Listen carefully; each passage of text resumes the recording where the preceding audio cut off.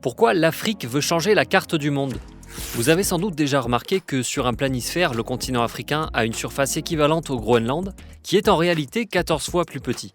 C'est pour ça que l'Union africaine a lancé une campagne pour corriger la carte, utiliser un standard de planisphère plus proche des proportions réelles et ainsi Make Africa Great Again. This isn't just about size, it's about power and perception. It's about a false sense of superiority.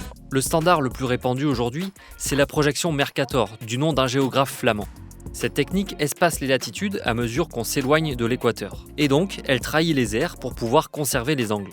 Ça fait que la taille relative de l'Afrique est plus petite qu'en réalité. Ce qui peut inconsciemment nous inculquer, à nous autres Européens, une vision du monde occidentaliste. Ça va créer un imaginaire européen qui va rester, et qui reste jusqu'à nos jours, une organisation particulière de l'espace mondial qui est centrée d'abord sur, on l'a dit, sur les routes, sur les conquêtes, puis sur la colonisation, et où l'Europe trône au centre de ce planisphère. When the top of the map is given to the northern hemisphere and the bottom is given to the southern, then people will tend to adopt top and bottom attitudes.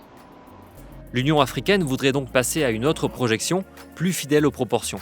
Car si le territoire façonne la carte, celle-ci conditionne en retour notre vision du monde. La carte, c'est du symbolique, c'est de l'imaginaire, c'est ce qui va construire notre représentation du monde et c'est à partir de celle-là que nous négocierons, que nous parlerons avec les autres. Si le sujet de la politique des cartes vous intéresse, vous pouvez aller voir notre sujet en version longue sur la page YouTube de France Culture.